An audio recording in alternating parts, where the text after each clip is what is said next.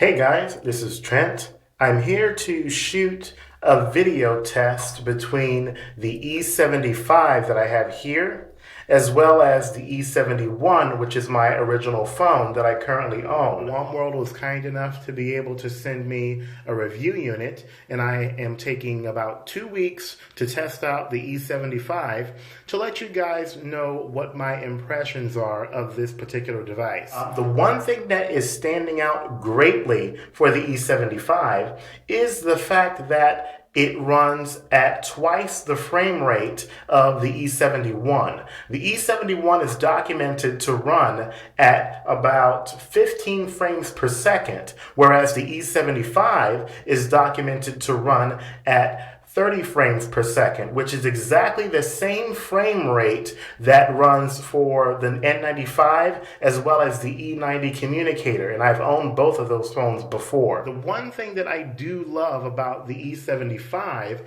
is that I do notice that there is a feature that enables you to turn on the video light. I'm shooting video with both the E71 and the E75 here in the darkness of my bathroom.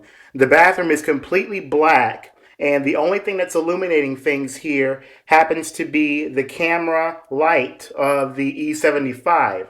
The E75 comes with a video light that can remain on in the middle of recording video in a dark situation. As you can see from the E71 does not have a built-in video light like the E75. So on the E71 footage, if I take away the light of the E75, you basically have nothing but the recording indicator on the E71.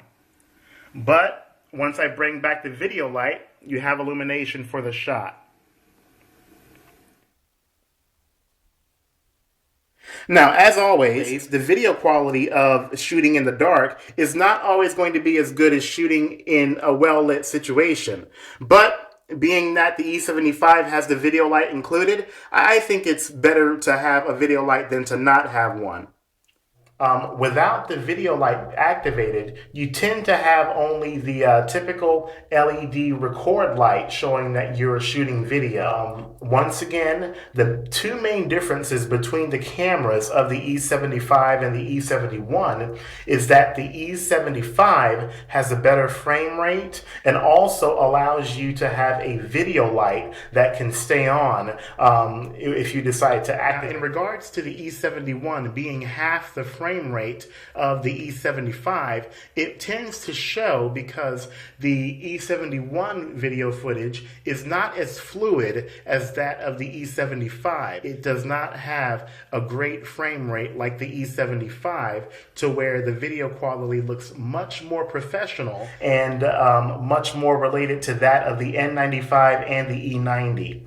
So with that said, I'm also going to take the time out to listen to the video of both of these phones, and I will determine if one happens to have better audio recording quality than the other.